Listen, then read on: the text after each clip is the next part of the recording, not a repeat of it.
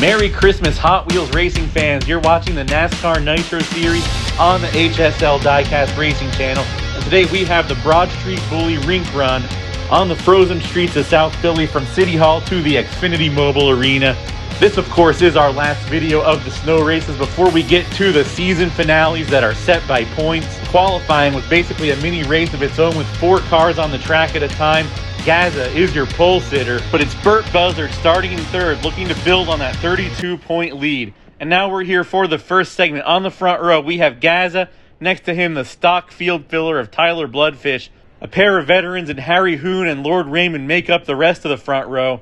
The Dodge Chargers of Christie and Gavin McSpadge. The stock of Tristan Racewelski and Hurt So Good rounds out the rest of this segment. The gates are down and look at Gaza, smooth as butter on the inside lane. Holds the lead heading into lap number 2. Not a lot of movement there. Christie moved up 3 spots. Still looking for her first career top 10 finish. Does she have anything for Gaza? She's going to move up to second for lap number 3. Gaza holds on to the lead, and we got our first DNF of the day. That's the 68 of Tristan Racewelski. He ends up not finishing the lap and lands on his roof. Let's take a look there. He falls a few inches short of the finish line. First DNF of the day. He's just having fun out there being a stock. Got some extra track time for next season. Now there's a crack in Gaza's armor. Gaza falls back to 4th or 5th place. As the nightmare of Gavin McSpadge's second half of the season continues, another DNF past the halfway point of the segment. As he takes his usual spot in the HSL junkyard, we're going on to the final lap of segment number 1. Starting in first place for this segment is Lord Raymond. Moved up from the middle of the pack to first on the last lap. Gaza trying to get back into the lead, but Gaza falls behind, flips his lid trying to make a Hail Mary happen and doesn't complete the lap. That is a last lap DNF for Gaza. Horrible points day after starting on the pole. That last lap gamble did not pay off at all. And now Gaza, who caught fire with 2 wins in the second half of the season, probably will fall out of the top 10 in points. And now it's time for segment number 2. Starting on the pole is Charlie Verney, still looking for that first career top 10. And he's in a good position to get one with the segment pole starting next to the stock of Coffee Tart. The gates are down. Charlie Verney, Coffee Tart side by side. Charlie pushes Coffee Tart into his teammate Bill Z. Bub and then reverse side drafts on Coffee Tart up against the retaining wall to maintain the lead for lap number 1. And meanwhile, we got our first DNF of the segment as well. That's Elton Sawyer on his roof. He didn't finish the lap. And he's been on a downward spiral the last 2 weeks now with a DNQ at Pocono. And this first lap DNF may take him outside of the top 20. And now it's time for lap number 2 of this segment. Baby Richie moved up to second place. Johnson Jr. up to third. Some pushback for the outside 3 lanes. And his far out Jay on the outside pulls ahead of Charlie Verney for a dominant lap lead there. There's no DNFs this time around. It's time for lap number 3 of this segment. Coffee Tart all the way back to last place. Charlie Verney holds on to second, but it's the stock of Far Out Jay, one of very few stocks to score a top 10 in the modified series. Leads the field down for lap number 3. His satellite teammate Baby Richie goes flying while everyone else bunches up behind him. Another dominant lap by Far Out Jay, who is one of the heaviest stocks, has a metal base, and doesn't weigh much less than some of these mods. And cautions out for another El Recco. It's his satellite teammate, Baby Richie, on his roof and out of the race on lap number 3. And take a look at this violent hit. He is lucky that was his passenger side door and not the driver's side. But a tough break for Baby Richie, who got the win at Sonoma earlier, but now has had some bad luck in the last couple races, showing speed, but finishing right outside of the top 10. And now that the Zamboni crew is finished cleaning the debris, it's time for the final lap of segment number 2. Still in first place is Far Out Jay. And look at this, Johnson Jr. tries to cut under him, but Far Out Jay uses his hood as a ramp, now throws a block on Johnson Jr. and Charlie Verney takes the segment win. Johnson Jr. to the seconds race and Charlie Verney to the thirds. And up next, we have the middle segment of this race. Segment number 3 on the pole for this segment is your points leader, Burt Buzzard, trying to expand on a 32-point lead over Clyde, who's pushing him to start the segment in 5th place. Also next to him, Rowan, who got plowed under at the start. Skeeter Davis, your second place finisher in the stock points, takes second place on that first lap. Giorgio moves up to third, takes 1 spot. And let's take a look and see where Rowan landed. And that's an El Recco for Clyde. Clyde on his roof and out of the race. That's a first lap DNF for one of your big championship contenders. And if you take a look at the replay, Clyde violently tags the wall after getting some contact from his teammate Rowan. And you can see him land on his back bumper, start flipping backwards. There's no way he could have finished that lap. A terrible turn of events for Clyde, who held the points lead for 6 straight races. That's half the season. Lost it last week at Pocono and had only 2 finishes outside of the top 10 heading into this race. This means that Burt Buzzard can eliminate Clyde simply by making it into the main event unless there's an apocalyptic wreck on the first lap of one of these other segments. And Burt Buzzard leads another lap with ease, throws a block on Skeeter Davis to hold the lead at the halfway point. Stocks are really shining, second and third place for Skeeter Davis and Charlie in this segment. And the gates are down. Burt Buzzard, smooth as butter out there, but he's got to watch out for Skeeter Davis. Skeeter Davis is angry. He's not happy he lost to a field filler. He's not happy about being eliminated. And Burt only led that last lap by like a quarter of a car length. Once again, Burt Buzzard and the stock of Skeeter Davis, who has a podium in the modified series, going to lead the field down for the final lap of segment number 3. Some violent pushback for the inner lane. Mike Honcho goes flying. Burt Buzzard gets turned sideways and loses momentum. It's going to be Charlie that steals the segment from the outside. What an incredible final lap. Charlie comes out of nowhere to steal a spot in the main event from Burt Buzzard and Skeeter Davis. And look at this wreckage. 3 drivers don't finish the lap. They're on their wheels. They'll be in the 4th race, 5th race, 6th race. Horrible points day for Burt Buzzard. He could have clinched the championship right then and there. And now we have our 3rd and final championship competitor, Lucky Jackson, starting segment number 4 in last place. He almost DNQ'd. And his teammate Po-Boy leads the field to green. Po-Boy runs away with it. Gray moves up to 2nd place. So far, no DNFs on this lap. Po-Boy maintains the lead. Gray moves up to 2nd.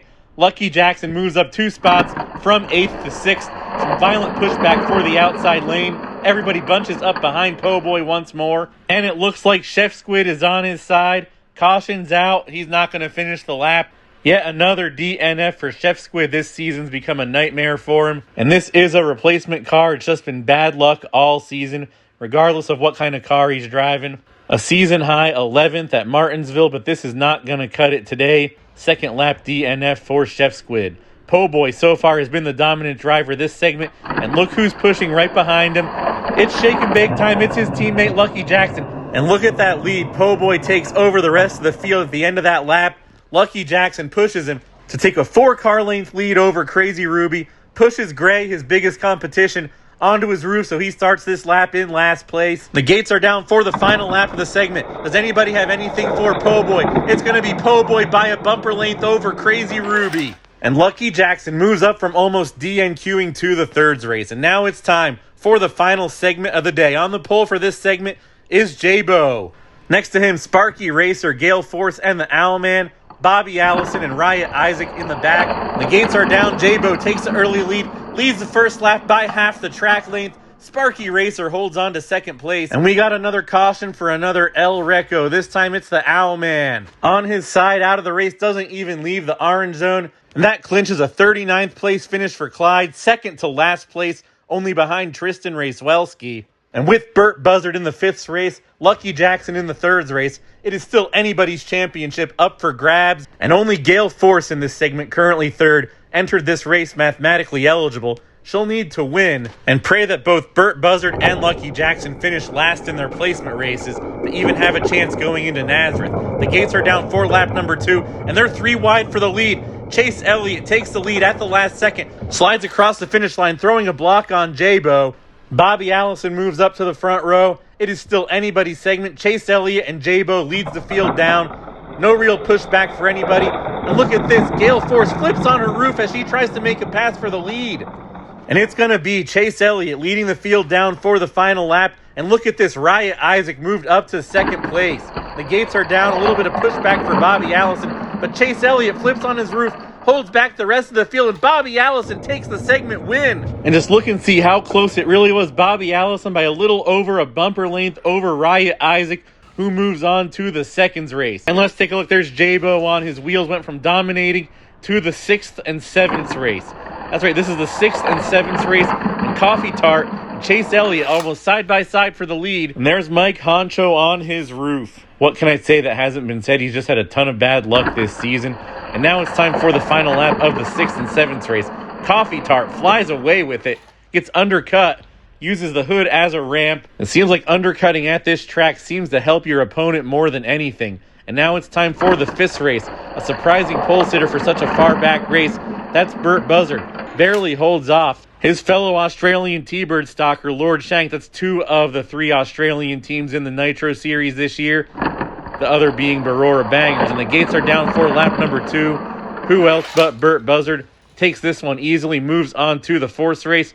On the pole for that is Rowan. Next to him, Gray, Gale Force, Bill Z, Bub, and Christie make up the rest of the field. Look at Rowan, runs away with it, but he flips over at the last second.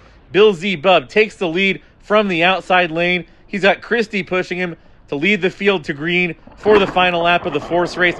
And the gates are down. The field bunches up as they head towards the bottom of the track. Gray, Bill Z, Bub side by side for the lead. It's too close to tell at normal speed. It looks like Bill Z, Bub got it. That was such a close finish. We got to go to the freeze frame. And yes, it was Bill Z, Bub, because Gray took a bad angle at the last second. So it's Bill Z, Bub joining his teammate Charlie Verney on the pole for the 3rd race. Next to him, Tyler Bloodfish, Sparky Racer, and Casey Kane. The gates are down, and it's the stock field filler of Tyler Bloodfish. Moves up 1 spot. That's a DNF for somebody. Looks like it was the number 9 of Casey Kane. Binned it unassisted. One of his wheels is locked up with tungsten putty. I thought it would be safe because they're stored at room temperature. I was wrong. And now the gates are down for lap number 2 of this 3rd race. Is it going to be Charlie Verney or someone else? Charlie Verney bins it, and Lucky Jackson takes the checkered flag for the 3rd race at the last second. Moves on to the 2nd race. And he's going to join only 2 other mods, Harry Hoon and Riot Isaac. The other 3 cars, Skeeter Davis, Johnson Jr., and Crazy Ruby, all race winners in the stock series. And the gates are down. It looks like Skeeter Davis is going to take this one. Or no, it's going to be Johnson Jr. sliding sideways with Lucky Jackson. And we got 1 car that didn't make it across on his roof. That's Riot Isaac, officially scored in 11th. So here are your top 10 finishers. These 5 cars plus your main event. That makes half the top 10 in this race stocks, as Charlie for the Gimpy Gang and Far Out Jay for In-Laws Racing already made it to the main event. And now the gates are down. Johnson Jr. and Skeeter Davis side by side. It's Skeeter Davis throwing a block, turns Johnson Jr. onto his roof. Skeeter Davis is moving on to the main event. His 2nd career modified main event. Beats a couple of fast modifieds to get there. And he's going to meet his boss, team owner Po' Boy, on the pole. Next to him, Lord Raymond, Bobby Allison, and Far Out Jay. Charlie makes up the rest of the field. The gates are down for lap number 1. It's going to be Po' Boy, and Lord Raymond takes the 1st and 2nd spots, and it looks like Charlie ended up on her side outside of the orange zone. First DNF related to the orange zone today. A bunch of people do that in the stocks race, and she is a stock. It's got to be a coincidence. And it's Po' Boy once more for lap number 2. Lord Raymond stays in 2nd. Po' Boy, the only driver with a pusher, heading into lap number 3. Skeeter Davis remains in 3rd. Good position for another podium. He's the only stock with a mods podium this season. The gates are down for lap number 3. Skeeter Davis and Po' Boy side by side. Turn sideways to throw a block. It's too close to call once more. The freeze frame shows Skeeter Davis sliding with his back bumper across the finish line. Just 1.5 millimeters over Po' Boy. What an incredible finish to that lap. And that puts Skeeter Davis in the lead heading into the final lap of the modified rink run. A part-time field filler took the upset in the stocks race. Will the same thing happen in the mods race? We got a pretty good chance of it happening today with Skeeter Davis as the only driver with a pusher. The gates are down for the final lap. Skeeter Davis with a car length lead over everybody else. Throws a block on his boss to take the win. Skeeter Davis in that stock Monte Carlo becomes the very first stock to win a modified race. And you can see here, once he sees Far Out Jay on his roof, he can block the rest of the field for the easy victory, still in the orange zone. What an incredible drive by Skeeter Davis, driving with the world's biggest chip on his shoulder after being eliminated from the Stock Series Championship and losing by a few millimeters to a field filler. Decides to just go out and spank the modifieds in the seconds race and in the main event. Congratulations to Po' Boy Racing, a 1-2 finish. Career best in the modified series for all 3 of these guys on the podium. And for Skeeter Davis, that's his 3rd win on my channel. He ties Johnson Jr. and Burt Buzzard for the all-time wins lead. An epic race, a great drive by Skeeter Davis. Congratulations to Po' Boy. Let's take a look at the results. Skeeter Davis, Po' Boy, and Lord Raymond is your podium. First career podium for Lord Raymond after several other main event appearances, always falling short. Congratulations to him. Far Out Jay and Bobby Allison round out your top 5. Charlie's first lap DNF in the main event nets her 6th place. Lucky Jackson, Harry Hoon, Crazy Ruby, and Johnson Jr. round out your top 10. That makes an astounding 5 stocks. Half the top 10 were stocks today. Riot Isaac ended up on his roof in the seconds race. He and Sparky Racer in 11th and 12th are your highest finishing heavyweights. It seems that the track favors lightweight, as we had a stock winner. We had that Paul Menard car win the stocks race that barely weighed anything. The thing weighs like 11 grams. That's now 6 top 15s, 8 top 20s, still looking for that first career top 10. And here we have the rest of your top 25. Burt Buzzard, in 20th place, finished 5th in his segment, could have potentially clinched the championship had he not stalled out in the middle of the track on the final lap of his segment. Here's positions 26 through 40, the rest of your finishers. Tristan Racewelski in last place. We had a relatively low number of DNFs once more because of that orange zone rule. Only 8 DNFs, 32 finishers. We had one segment where all 8 of the cars finished, or at least 7 of them did. We had a 6th and 7th race. Sometimes we merged the 4th, 5th, and 6th race, so I'm proud of that. And now here's a look at our point standings. Burt Buzzard, 75 points ahead of Lucky Jackson. Lucky Jackson leapfrogs Clyde for 2nd place. All the other drivers are mathematically eliminated. Clyde only 89 points back. It's a super tight 3-way points battle as Lucky Jackson took advantage with his 7th place finish over these other guys. Gale Force and Gray make up the rest of your top 5. Po' Boy and Lord Raymond each move up a couple spots. Puff moves down to 10th. And these point standings double as your starting lineup for the season finale. Bobby Allison, Gaza, Riot, Isaac, Sparky Racer, and Charlie Verney make up your top 15. The top 36 in points are going to be racing in the modified series finale at Nazareth. 6 segments of 6 cars. And this is the last part of your lineup. William in 21st, all the way down to Crazy Ruby with her top 10 finish, makes the final cut. Big Play barely squeaks in there at 440 points. Skeeter Davis leapfrogs another modified with that win. He's now ahead of Chef Squid. He also clinches Field Filler of the Year in the modified series with that win. And 427 points was all it took to get into the race. 16 points ahead of Szechuan Broccoli, who had a main event appearance at Sonoma. Finds himself the odd man out after missing this one. Also barely misses the cut. Charlie got 6th place finish, but even a win wouldn't have saved her here. Morgan Shepherd, Lee Petty, everybody else, all the way down to 50th place Gale, and 51 through 65. Nessa Force locks up last place in points. Every single driver on this list from 51 to 65 is a stock that got some extra track time after finishing highly in the stocks races. Vinny Nightlife got modified points. And so can anybody watching this next season. The modified series kicks off on March 27th. You can sign up on redlinederby.com. I'll have the link in the description. The NASCAR NITTRO Series Modified 2026 season, Sloppy Bear Racing and Puffs Racing have already signed up via redlinederby.com. We have our first rookie team to sign up as well. So stop by redlinederby.com if you want to see your cars race on my channel. They will be in 15 racing videos, all points paying, as the All-Star Race and the All-Star Open will be full points-paying races next year, with a field of 36 cars each. And send your cars to HSL Diecast, P.O. Box 7, Wind Gap, Pennsylvania, 18091. Message me on the Redline Derby site if you're sending cars in internationally and haven't yet sent cars in to my channel for the 2025 season. We've got just 2 more videos left for the 2025 season. Nazareth Speedway, filmed on location at the abandoned Nazareth Speedway. I cannot wait to show this to you guys. Hit that like button, leave a comment, and if you haven't done so already, subscribe. We'll see you out there on the track.